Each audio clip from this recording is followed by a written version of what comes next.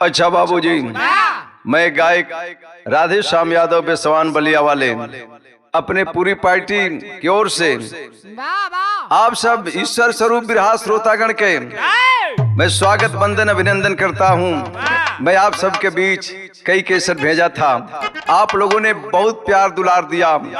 आशा नहीं पूर्ण विश्वास है ये भी बिरहा आप लोग जरूर पसंद करेंगे। कवि जी भूमिका में भाव दिए हैं मास्टर।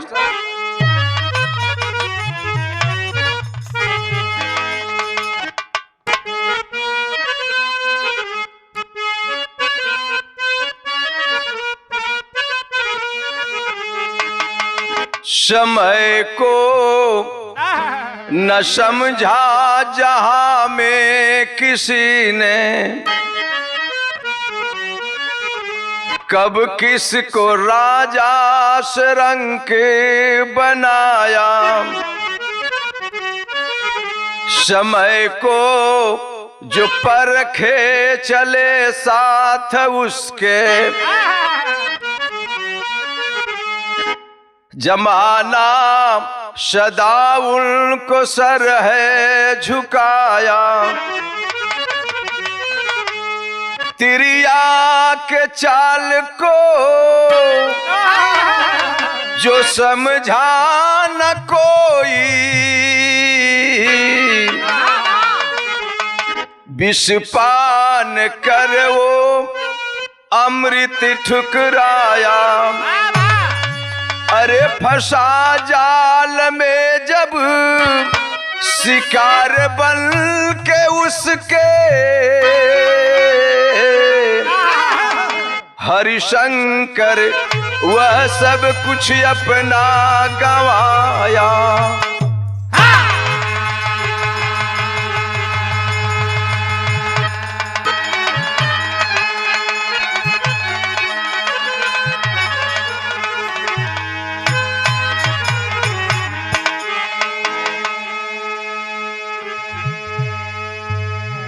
अरे बाबू, जो समय को समझकर नहीं चलता है वो कहीं न कहीं धोखा खा ही जाता है। तिरिया जो चाहे तो कुल की मर्यादा बढ़े, तिरिया जो चाहे तो कुल की मर्यादा बढ़े, और तिरिया जो चाहे तो कुल की मर्यादा रसातल में मिलाए।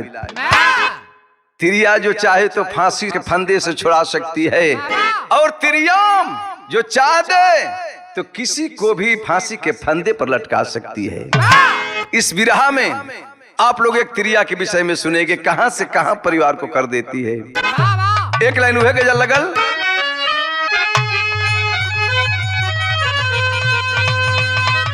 वाह वाह वाह वाह वाह वाह।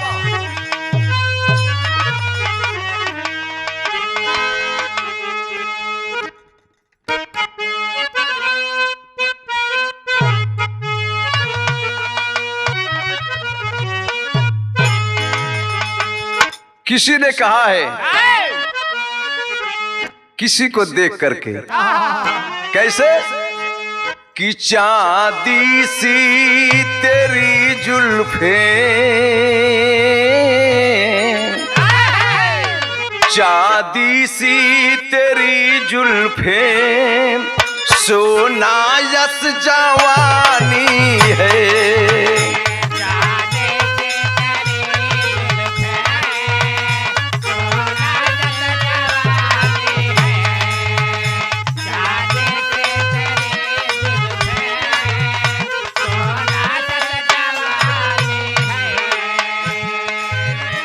चांदी सी तेरी जुल्फे, अरे सोना यसी जवानी है।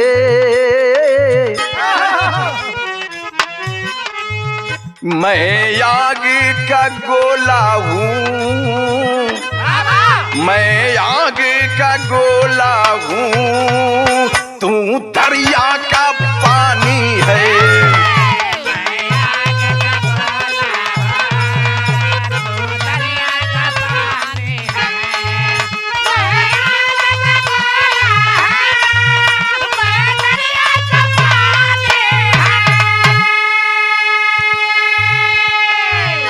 भाव में कवि जी लिखे हैं क्या, माया की नगरिया में, माया की नगरिया में ममता के नजारे हैं।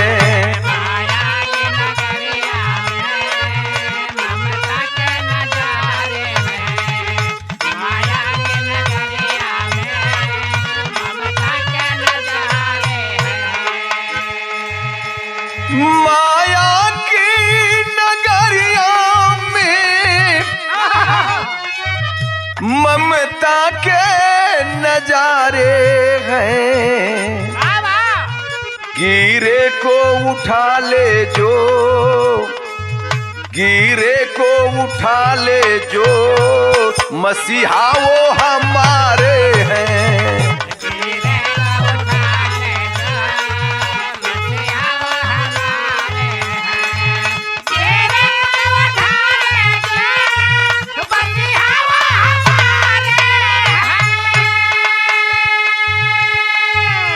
यहीं से कहानी की शुरुआत होती है। कैसे?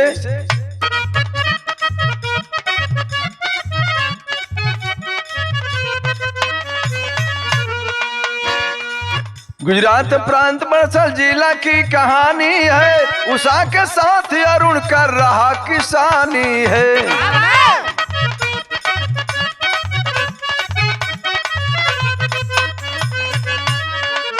तीन पुत्र बड़ा पवन ललनवा रहले, मंजय माझिल छोटा संजय सुगनवा रहले।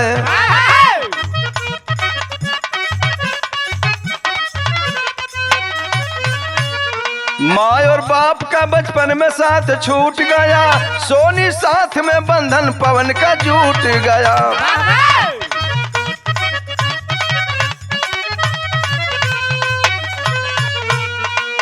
एक दिन सोनी मंजय से जा बोल पड़ी, पकड़ कर लाई सामने जा वह खड़ी।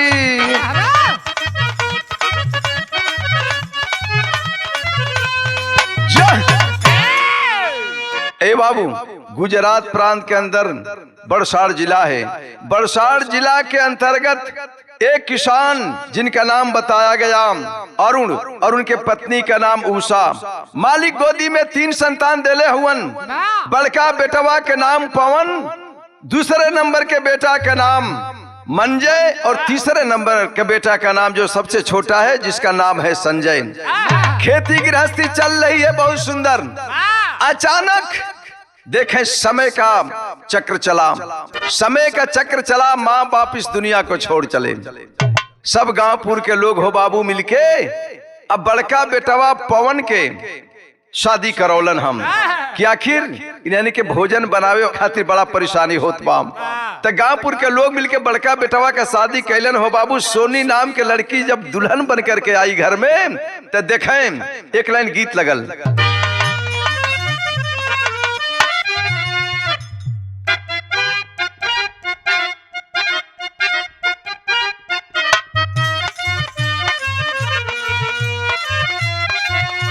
कौनो दुल्हन अपने दुल्हा से कहत बा, हवा झुर झुर झुर झुर पुरवा के चलत बा।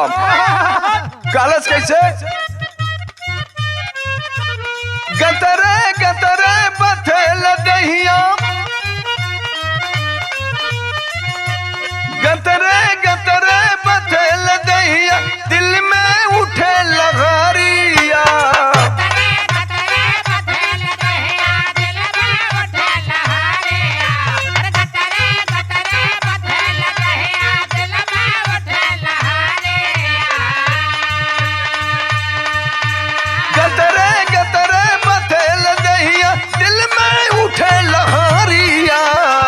दाबिदा कमरिया ए राजा, दाबिदा कमरिया।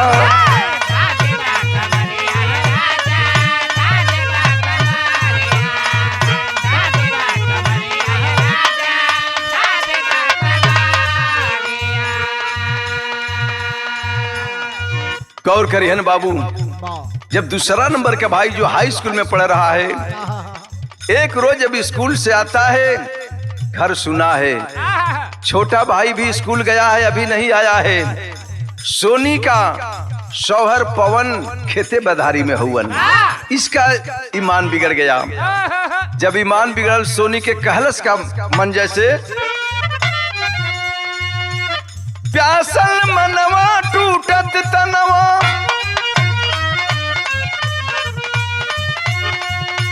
प्यासल मनवा टूटत तनवा बाथत मोर कमारिया।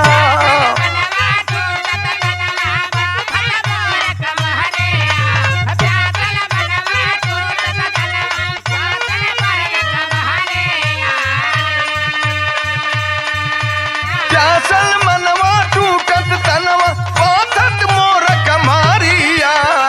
भर लया कवरिया ए राजा भर लया कवरिया।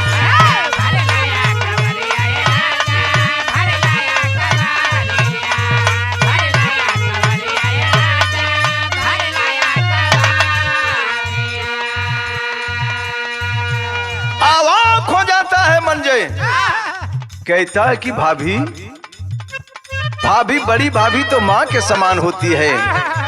ए बाबू दे तुरंत बा शरीर पर से होकर साड़ी सर्कल जात बे। कहती है आवाज देती है क्या अंतरा के लाइन में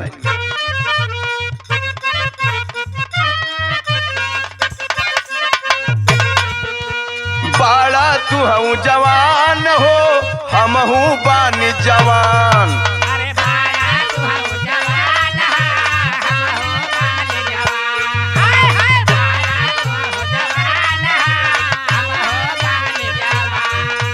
हमारी वरिया राजा फिर देता ध्यान। अरे हमारे वरिया राजा फिर देता ध्यान। हाय हाय हमारे वरिया राजा फिर देता ध्यान।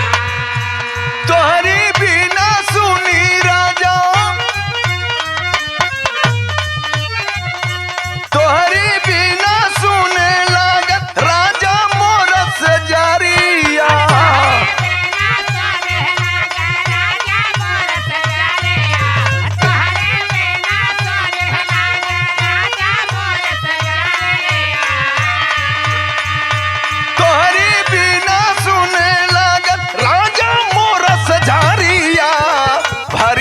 कवरिया राजा भोर लो कावा।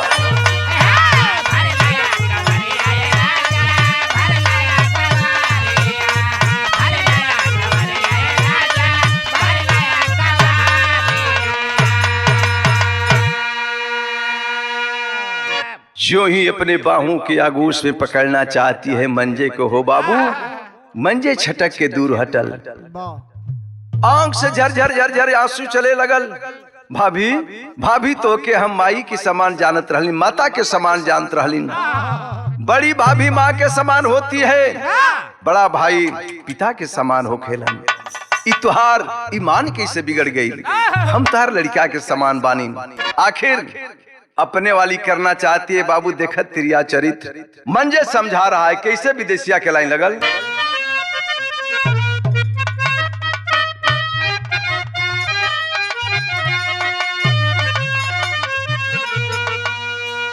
सीता महारानी रहली अरे रमकी जननावा हो।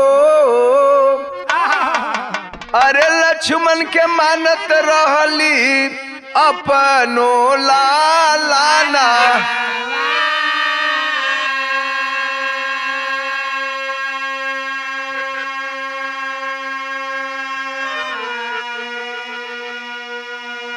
समझाता है कहता है भाभी त्रेता को भी याद करो।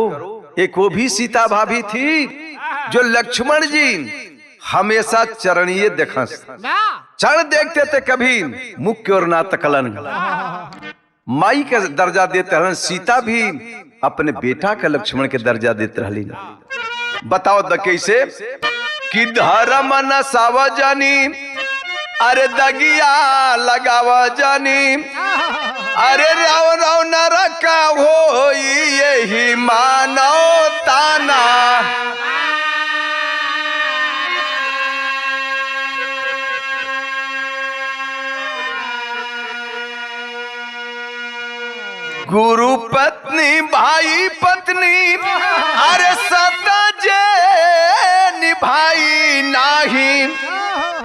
जग में जियला वो कर बिरे था जाना मां।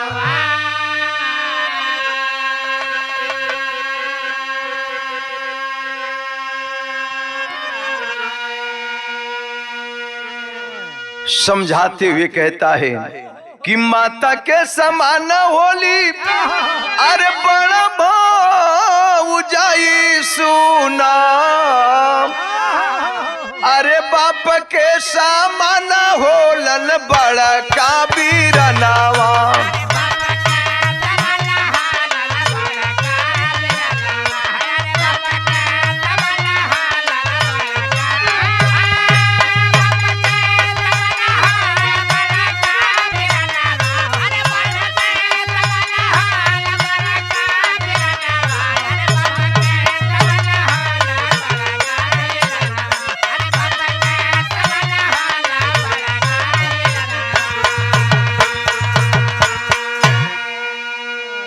कहता है मंजय कि कदाप ऐसा नहीं हो सकता भाभी, तुम मां के समान हो, अपने पर काबू रखो। हमके बेटा कह के बुलाइबू, हम तो के माई कह के बुलाई, ऐसा अब शब्द तारा मुंह से फिर ना निकले के चाहिए। लेकिन बाबू मानती नहीं है। आज जब मानत नहीं के सब कहत बाम कि यदि मेरा कहना नहीं करोगे मंजय तो सुन लो, तुम्हें दर दर की ठोकर खानी पड़ेगी, मैं घर से निकलवा दूंगी। मेरा कहना मान जाओगे तो समझो कि सारा धन तुम्हारा ही है। कहलस कि दर दर के ठोकर खाए के होखे वो मंजूर बा, लेकिन और भाभी और देवर का ये रिश्ता पवित्र रिश्ता नापाक नहीं होगा, भाभी नहीं होगा। कहलस कि अच्छा जा जा तो के बतावत है। कबजी टेरी में भाव दिहलन।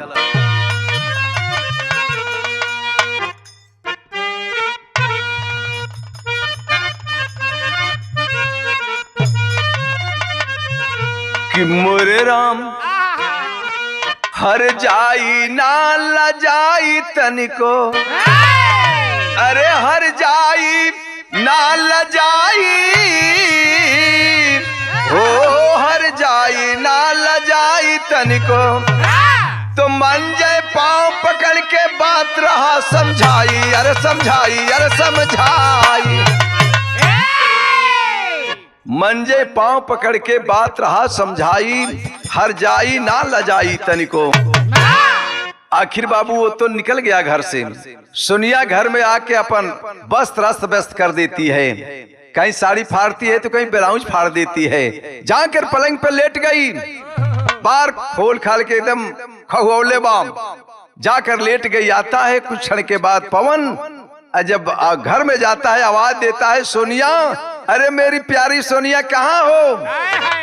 बाबू धीमे से आवाज दे ले बाप कि मैंने सुनाइयो जाओ। जब सुनता है जाता है उस कोठरी में, देखता है पलंग पर पड़ी है, कहीं ब्लाउज फाटल बा, कहीं बाल खहुआइल बा, कहीं साड़ी फाटल बा। पूछता है कि रे मेरी प्यारी क्या हो गया, क्या हो गया, ये कैसे तेरी हालत है? कहती है मैं ये पूछना चाहती हूँ कि आप मुझसे शादी अपने लिए किए हैं कि पूरे गांव के लिए किए हैं, आखिर अपने भाइयों के लिए किए हैं? कहता क्या बोल रही है तू? अरे मेरा भाई तो लक्ष्मण और भरत जैसा है। कहलस कि हाँ हाँ आज पता लगा है वही आपके लक्ष्मण भरत भाई का ये करतूत है। आखिर बाबू जब सुनता है एकदम आग बबूला हो गया, तुरंत मंजय को बुलाता है। अब बुला करके बाबू देखें करता है क्या, गीत लागल।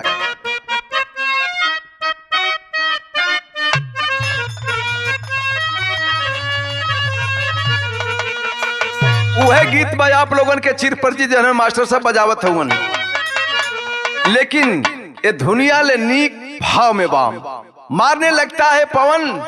हाथ जोड़कर पूछने लगता है भैया कौन हमारा में कसूर भइल भैया, कौन ऐसा गलती भइल भैया कि हमके मारत हुआ भैया? रो कर कहता है कैसे कि केवनो कसूर नाही कैली मोरे भैया, कवनो कसूर नाही कैली मोरे भैया।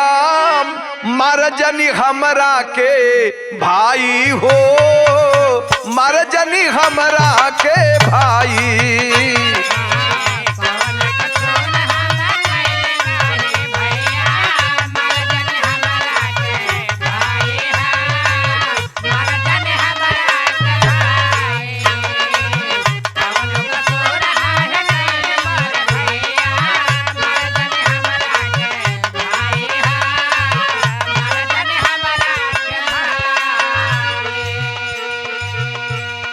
माफी मांगता है भैया, कौन हमसे गलती हो गई भैया, कौन ऐसा बड़ियार गलती हो गई भैया, हमके तरता भर मारत जात हुआ भैया।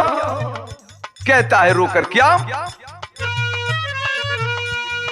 तोहरा के बाबू माई जनली हम भैया,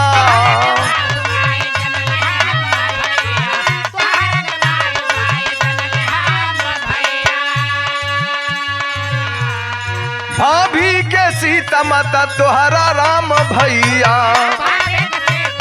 तो के राम भैया।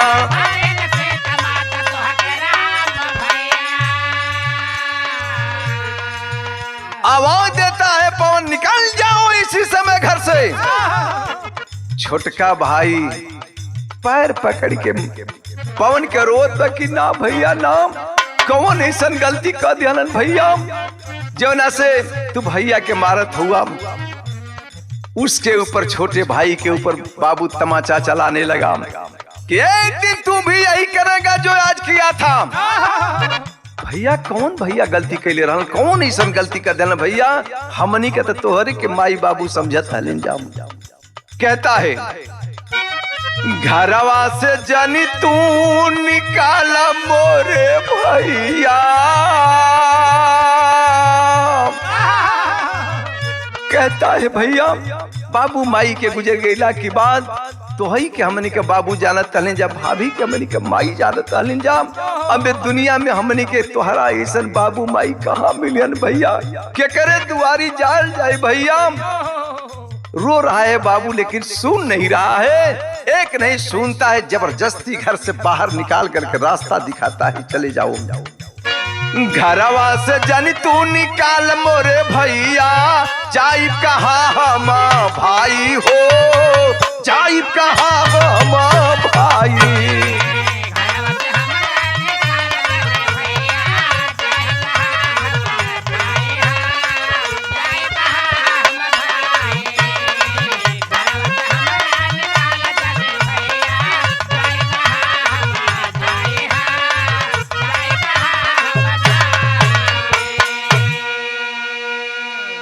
गौर करिहन बाबू, जो हाई स्कूल का छात्र था, जो मैट्रिक का छात्र था, मंजय और संजय 8वीं क्लास का छात्र था। दोनों भाई रोते बिलखते जाते हैं गांव से कुछ दूर पर। जब जाते हैं बाबू एक पेड़ के नीचे बैठ जाते हैं, बैठ करके अपने घर के तरफ देखते हैं, रोते हैं कि अगर बाबू माई रहतन तो ई दिन देखे के ना मिली। गरीबियों में हमनी के पानी पी के सुता लेते न, अपने आधा पेट खैतन लेकिन हमनी के जरूर भर पेट खियतन, लेकिन घर से ना न निकलतन। पूछता है छोटका भाई कि भैया कहाँ चले के। एक लाइन गीत लगल,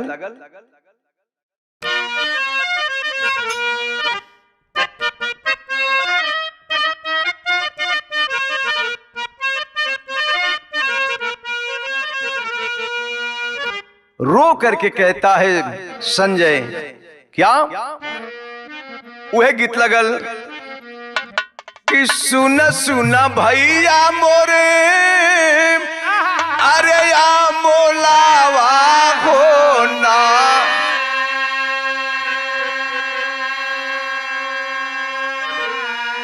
भैया आवत बाड़े बाबा के धावा नावा होना।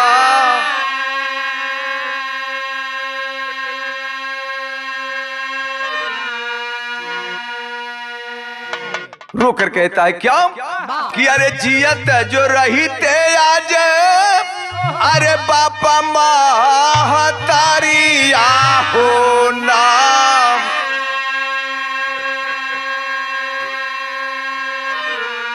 तब भैया अरे नाही छूटती गावायो बखारिया हो।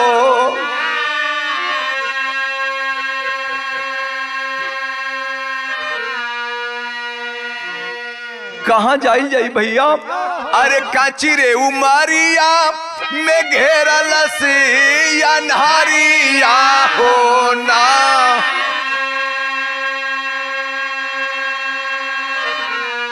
तब भैया जायल जाई के करे दुआरिया हो ना, जायल जाई के करे दुआरिया हो ना।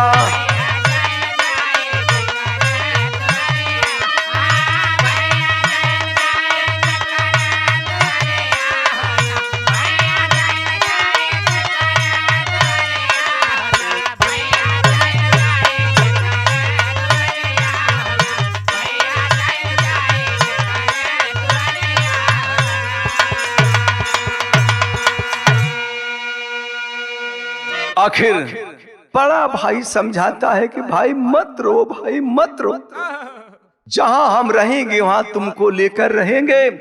भले दिन भर भीख मांगल जाई, अपन जिंदगी बितावल जाई, हम भले भोजन ना करब, लेकिन संजय तो के हम भोजन कराई बाबू, भोजन कराई, मत रो बाबू।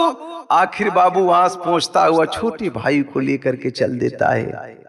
चलत चलत भीख मांगत हुवन, इने बाबू देखा इत भीख मांगत चल दिहलन।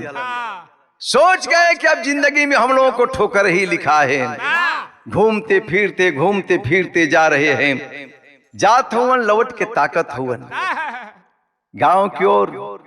जौन भाभी सोनी भाभी, जौना का नाम सोनिया बतावल गई, दरवाजा से खड़ा होकर ताकत बा, मने मने सोचत बा कि अब कैसन लागत बा। लेकिन इसका विचार देखिए और उन दोनों भाइयों का विचार देखिए।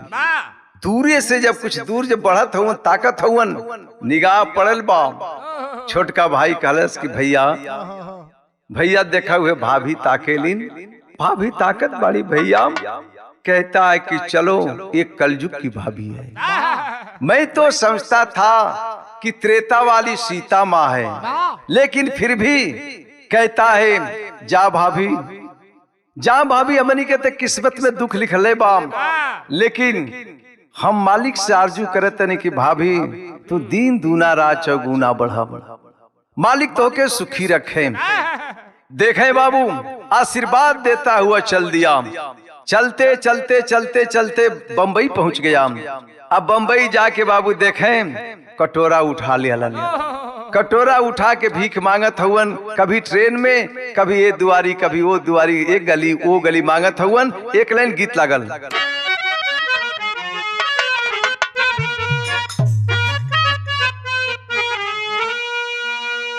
वह गीत बाम कि अरे दे दाता के नाम तुझको अल्लाह रखे,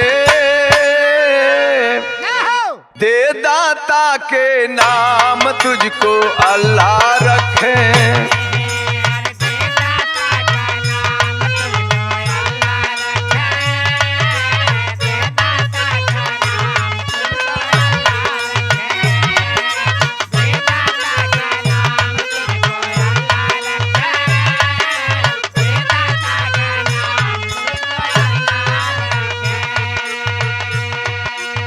अरे बाबू आरजू लगाते हुए घूम रहे हैं गलियों में, कभी स्टेशन पर, कभी इधर कभी उधर।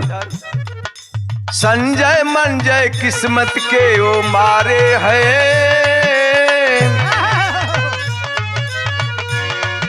संजय मंजय किस्मत के मारे हैं।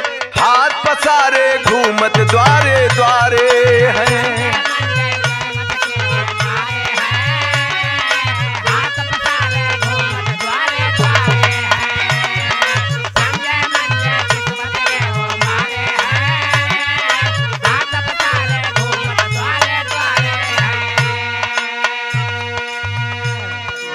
दोनों भाई चल दिए बंबई में घूम रहे हैं। एक रोज सुबह के तो बात बा हो बाबू, हुआ क्या? भीख भिक्षा के अर्जी एक द्वार पर लगवले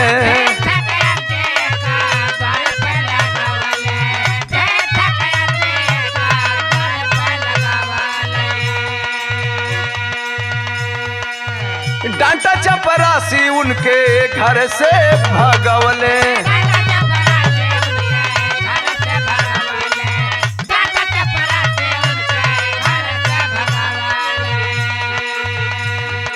रुक जा बुढ़िया बोलती अब। एक बहुत आलीशान कोठी है, कोठी के गेट पर एक वॉचमैन खड़ा है। लइकन के बुद्धि जा करके आरजू करते हैं, बाबू भैया कुछ दे न दीजिए, बड़ी जोरों की भूख लगी है भैया। चपरासी वो वॉचमैन डांट करके भगाता है, भाग जा साले। सुबह होते ही चले आते हैं भिखारी, भैया कुछ दे दो, भैया कुछ दे दो।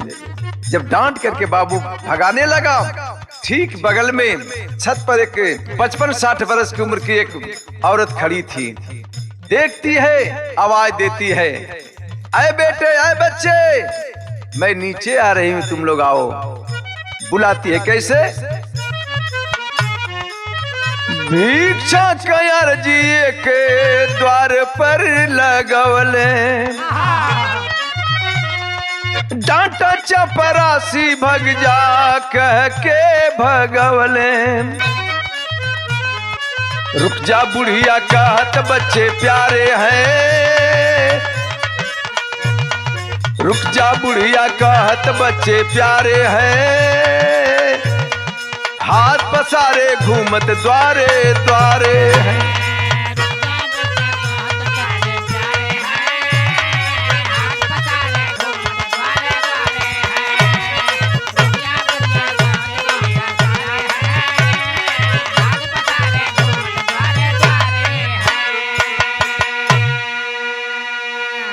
गौर करिए बाबू, नीचे आकर के देखते लड़के तो बड़े सुंदर हैं।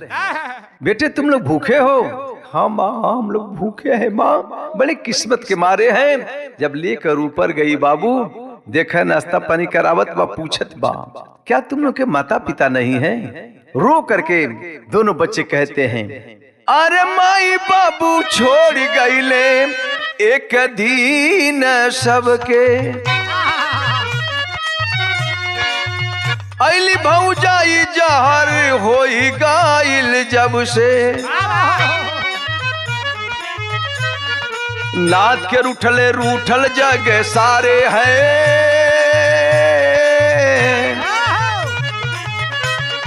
नाथ के रूठले रूठल जग सारे हैं, हाथ पसारे घूमत द्वारे द्वारे हैं।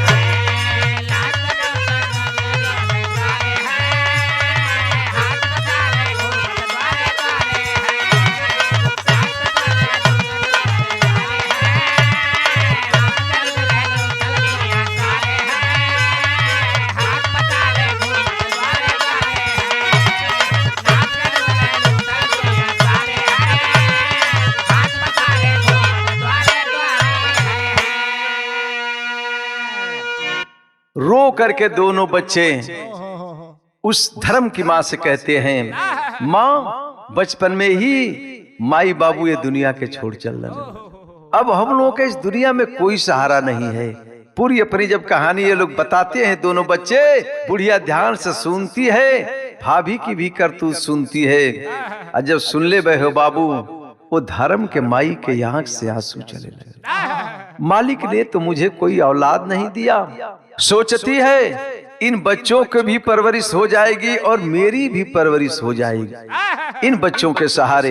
कहती है बेटा कोई चिंता मत करो, तुम लोगों की जन्म की माँ मर गई ना, मुझे ही जन्म की माँ और धर्म की माँ दोनों समझो।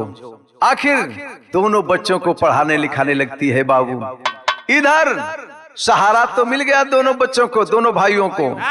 कुछ समय गुजरल बाबू, भुजन सोनिया रहल कलश के संयम, अरे सुनीला की बंबई शहर स्वर्ग कहाला, ते खेती गृहस्थी कैला में कुछ बा नाम, ते हमारी इच्छा बा कि तनी चलता बंबई हमके घुमा देता, वही जा नौकरी करता, आराम से जिंदगी बीत जाई। आखिर बाबू अपने फेवर में ले लेती है। वो भी प्रस्थान कर दिया बंबई का।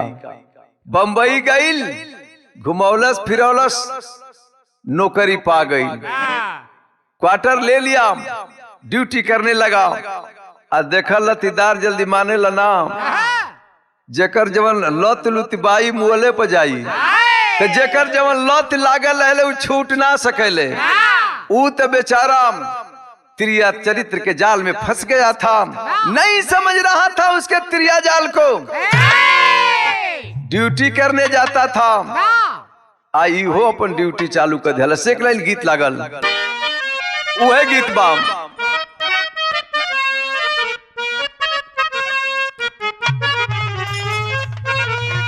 कि अरे साड़ी हम ना पहिराब राजा, रेलिया के ड्राइवर साड़ी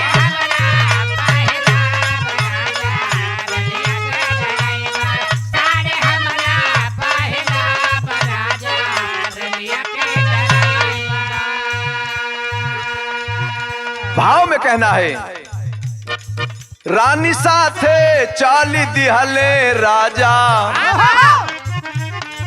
रानी साथे चाली दिहले राजा, लेबे खातिर माजा। रानी साथे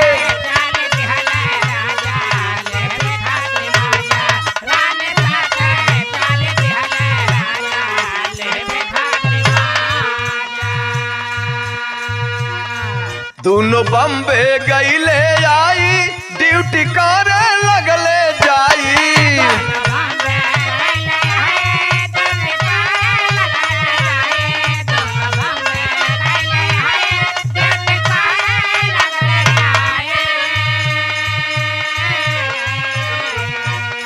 राजू संग में काटत बाड़ी माजा, राजू संग में काटत बाड़ी माजा, छोड़े या पर राजा।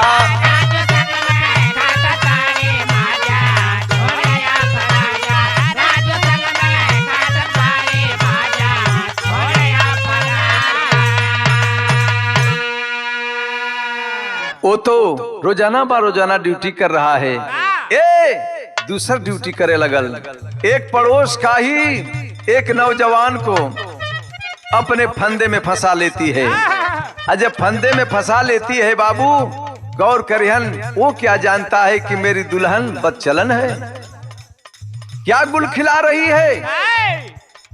एक रोज के घटना बाम, जब ड्यूटी पर जाता है बाबू पवन, तबीयत खराब हो जाती है, लौटता है, विदेशिया के लाइन लगल।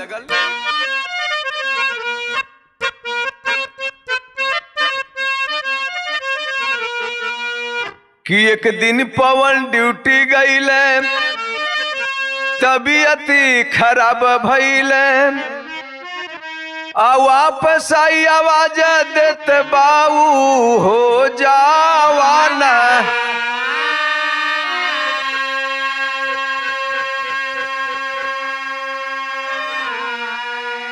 सुनी आवाज डर गईली, अरे यार संग योजना कैली, अरे खोललस केवाड़ी धाई लिहलस बेईमाना।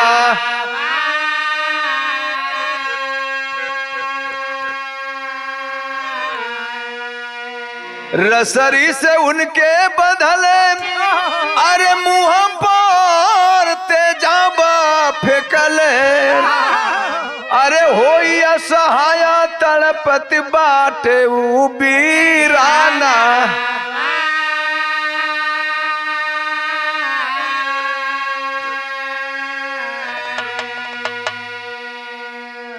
गौर करिहन बाबू, गया ड्यूटी पर, तबीयत खराब हो गई, वापस आ गया अपने क्वार्टर। क्या जानता है कि मेरी दुल्हन, मेरी औरत नागिन है। अपने यार के साथ मौज लेत रहल, आकर के दरवाजा ठोंकता है, सोनिया सोनिया दरवाजा खोलो, सोनिया मेरी तबीयत खराब है। सोनिया के तब तीनों त्रिलोक लौके लगल, क्या तो मैं रंगे हाथ पकड़ी गई। तुरंत नाटक बनौले बा, इशारा इशारा में दोनों प्रेमी अब प्रेमिका रास्ता निकाल लिए। जी वही सोनिया दरवाजा खोलती है बाबू, अंदर कदम रखता है पवन, तब तक राजू नाम का उसका प्रेमी जो है सड़क से उसको पकड़ लिया, पकड़ कर जमीन पे गिरा दिया। सोनिया तरतबर उसको बांधने लगी। इतने ना केलेन बाबू, किसी काम के लिए तेजाब रखे थे, वो तेजाब उसके चेहरे पर उड़ेल दिए। उड़ेल करके दोनों भग चले। ये चिल्ला रहा है क्वार्टर में। आखिर बाबू जब क्वार्टर में चिल्लात हुवन, इन्हें तेन के दशा ई भइल। वो हर गौर करेंगे जो बुढ़िया माँ के पास, धर्म के माँ के पास दोनों बच्चे हैं। एक रोज दोनों बच्चे किसी काम से मार्केट में गए थे। अब मार्केट में गई हुवन, छोटा भाई संजय जो है कहता है भैया मुझे लोग शंका लगी है, मैं पेशाब करना चाहता हूँ। तो बड़े बड़े सिटियों में हर जगह पेशाब करने के लिए नहीं बना है।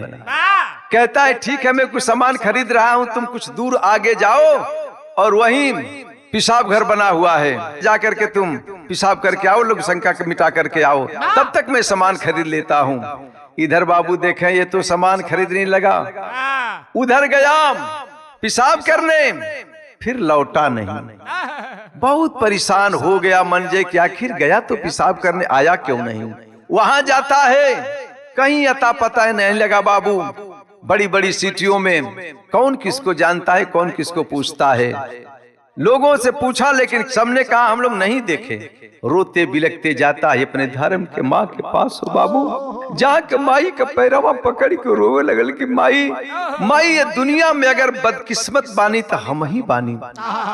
एक भाई छूट गया, माँ बाप भी छूट गए, एगो सहारा रहलन वो कहीं साथ छोड़ दिलन, माई कहीं ना लौकलन। माई बहुत तलाश कैलिन, आखिर माँ सदमे में आ जाती है। मंजे को लेकर के बहुत कोशिश करती है, ढूंढती है, कई दिनों तक ढूंढती रह गई, खोजती रह गई, लेकिन कहीं पता नहीं चला संजय का। जब संजय का पता ना चलल हो बाबू, समय गुजर रहा है। माँ कहती है धर्म की माँ कि मंजय चलो बंबा देवी का दर्शन किया जाए। माँ से मन्नत मांगूंगी कि हमारा बेटा संजय मिल जाए। माँ आखिर समय निकाल के चलन है, 2-4 महीने का दिन गुजर गया है। अजब गईलन बंबा देवी के बाबू दर्शन कैलन, भिखारियों की लाइन लगी है। वही में एक भिखारी कटोरा बजा रहा है और गा रहा है। वह गावत बा का गोले बा,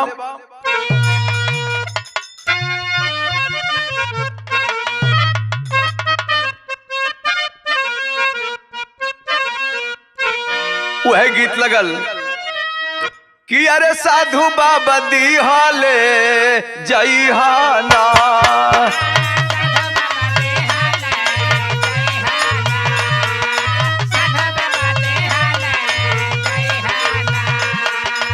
अपनी झोरी या के भाभूतिया, अपनी झोरी या के भाभूतिया, साधु बाबा दी हाले जय हाना।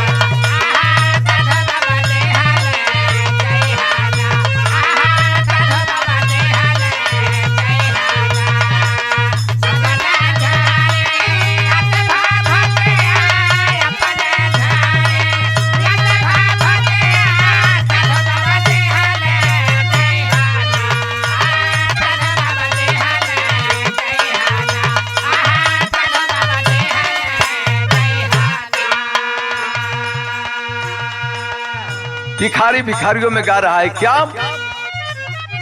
बंबा देवी मैया सुनिलाना,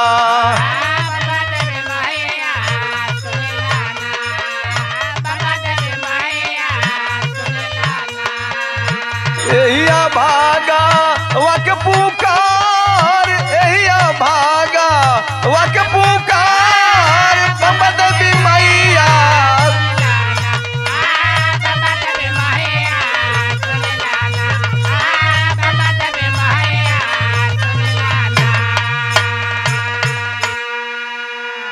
वही कटोरवे पर बजावत बा गावत बा, संगे संगे भीख मांगत हन, बाबू कुछ दे दो बाबू, कुछ दे दो बाबू, माँ के दरबार में आए हो कुछ दे दो बाबू।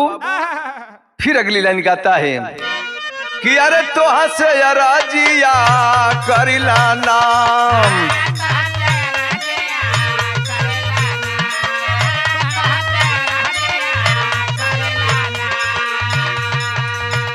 दुखवा मिटा द आइली दुआर दुखवा मिटा द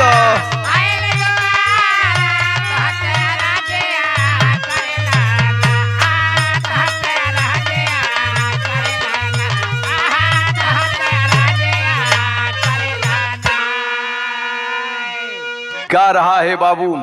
लोगन के भीड़ लगल बा। लोग कहते हैं कि ए सूरदास तनी कुछ औरियों को भजन सुना देता, भजन सुना देता। वही बीच में बाबू दर्शन करके धर्म कमाई अपने धर्म के बेटवा के लेके अलिन।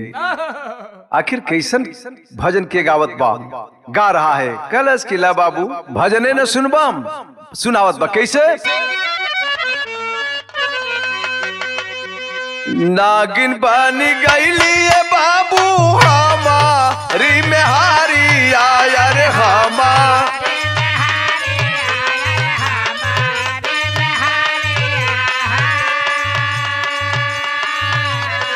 घरवा के दिहाली उजारी न हो राम।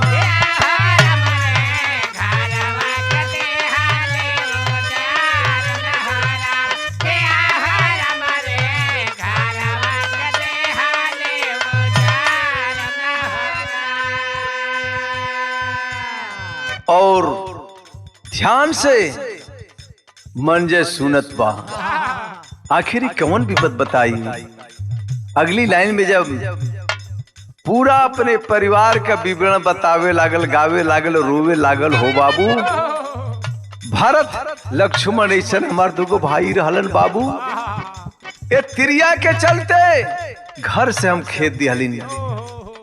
हम ना जलनी कि हमार औरत सीता नहीं खे, अनुसुईया नहीं खे, बल्कि एगो बेश्या के समान बा। इ नागिन हमारा घर में आ गइल बे।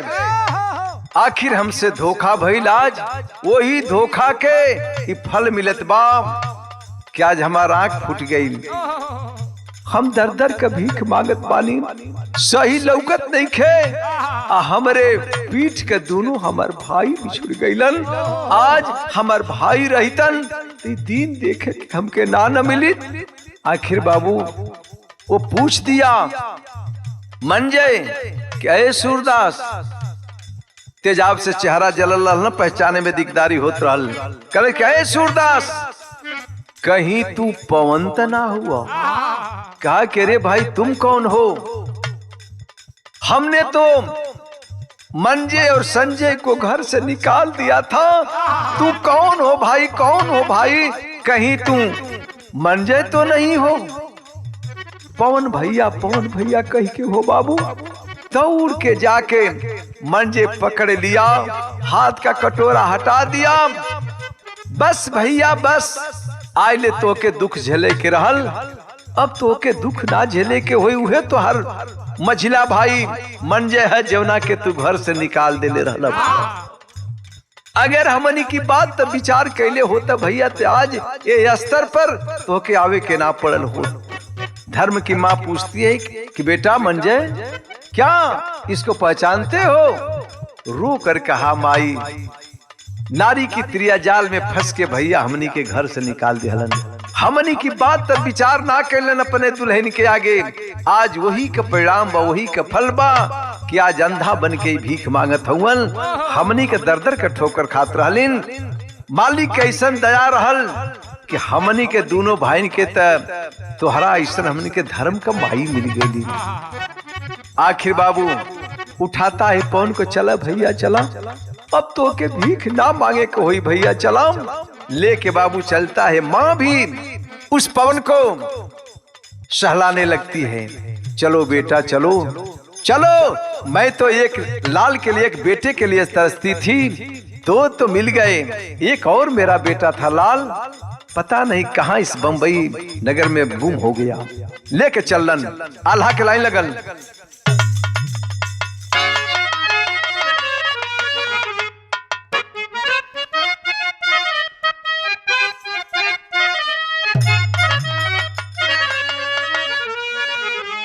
लेकर के चलते हैं बाबू, गाड़ी में बैठा लेते हैं। हाय राम अरे गाड़ी में उठा के चलली अरे धर्म के मतरिया बाबू,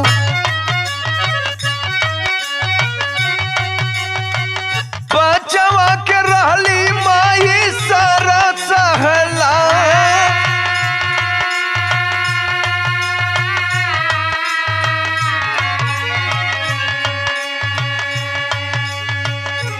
भूखिया पियासिया से मुहवा झुराइल देखली,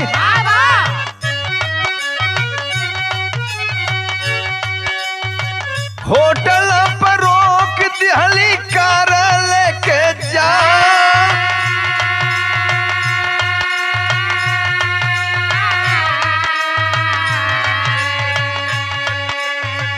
आखिर बाबू गाड़ी में लेकर के चलती है, लइका का मुंह झुराइल बा, कहती है कि मंजे पहले चलो पवन बेटा को भोजन कराया जाए।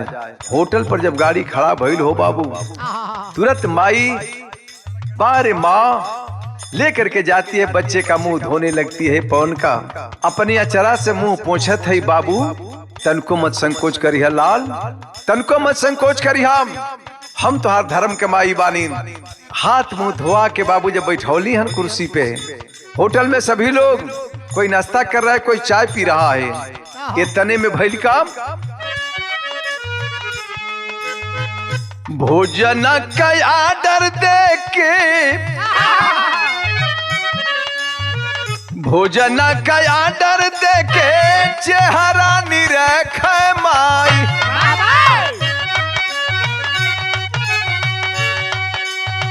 इतने में घटना एक घटना परिया,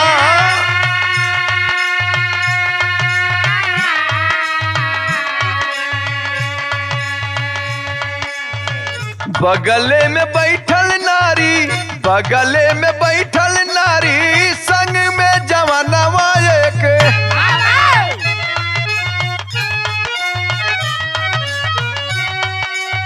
नौकर से चाय गिरा मारे लागल भान।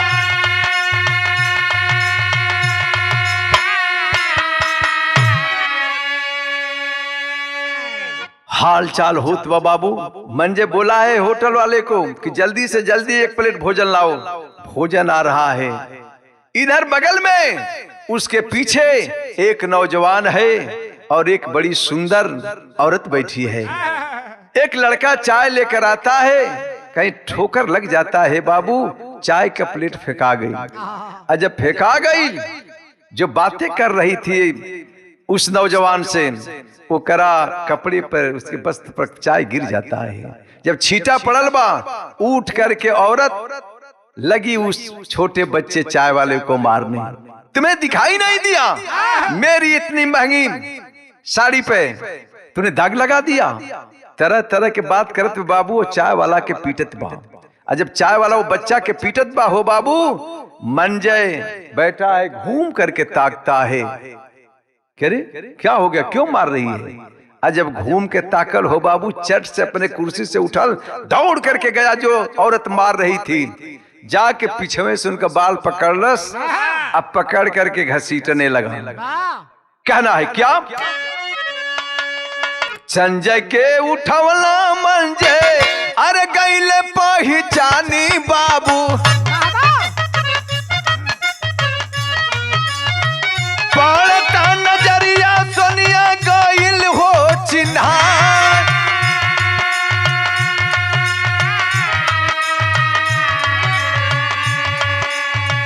पड़ता नजरिया सोनिया गईल हो चिन्हा।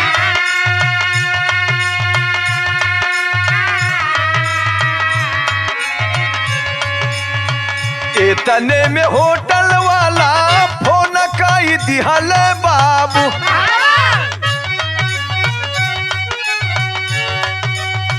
फोनवा के पाके पुलिस गईली उहाया।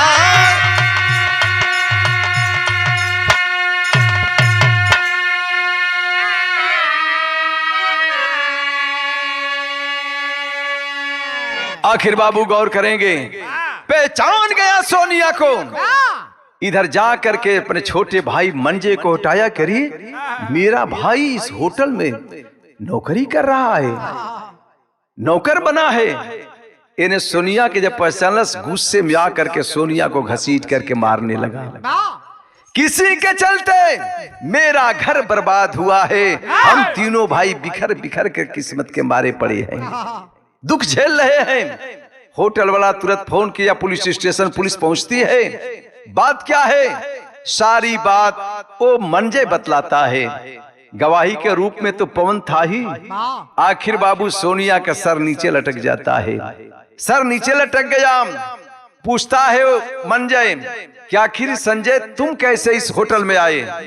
कहता है कि भैया मैं पेशाब करने आया था, बच्चों का लुटेरा गिरोह हमें उठा लिए, पीछे से कोई आया और हमारे मुख पर कपड़ा रखा, मैं बेहोश हो गया, मैं कुछ नहीं समझ पाया, और जब मैं अपने को होश में पाया तो इस होटल में पाया। होटल वाले से मैं विनती कर रहा था, बता रहा था कि मैं इस मोहल्ले का रहने वाला हूं, लेकिन होटल वाले ने कहा कि मैं तुझे पैसे पर खरीदा हूं, मैं नहीं जानता कि तू कहां का रहने वाला है।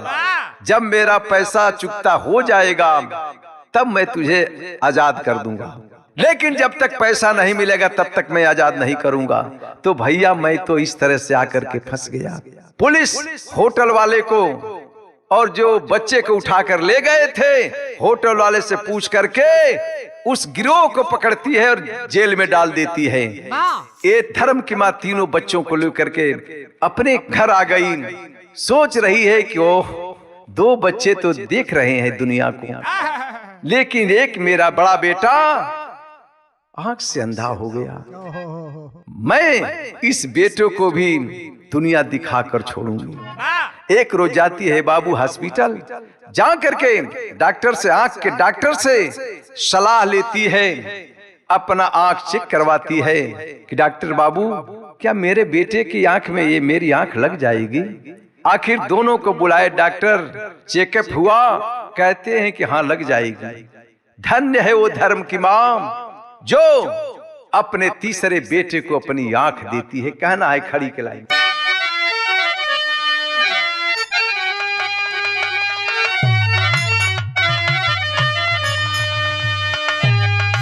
कि अरे कैली दान लाल के, त कैली दान लाल के माई अपन अखिया, देखब दुनिया तू ललनवा पोछली असिया।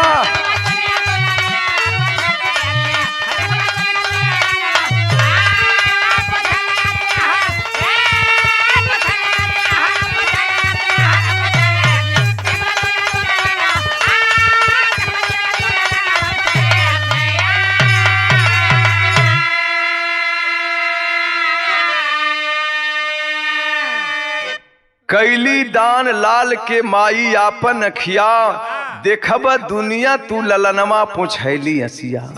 धन्य है वो मां, कितनी महान है, पूजनीय है वो मां।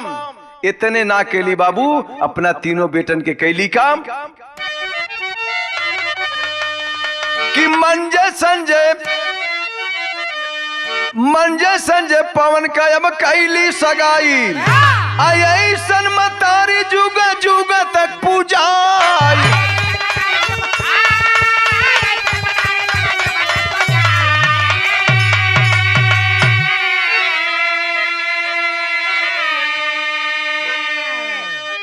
धन्य है वो मां, तीनों लइकन के शादी कैली, 3 गो पतो अपना घर में ले आईली।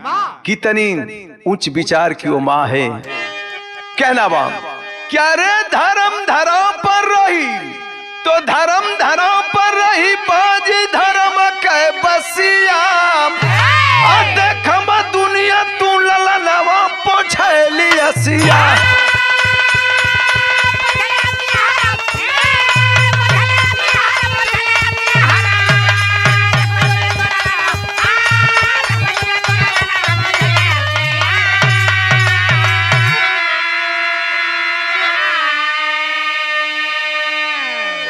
यहीं से कहानी समाप्त होती है।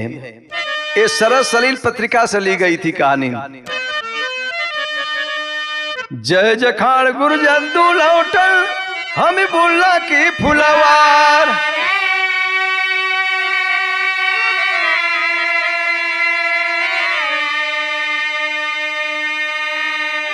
गंगा सागर सुभाष विजय शंकर मितवा योधा बिहारी।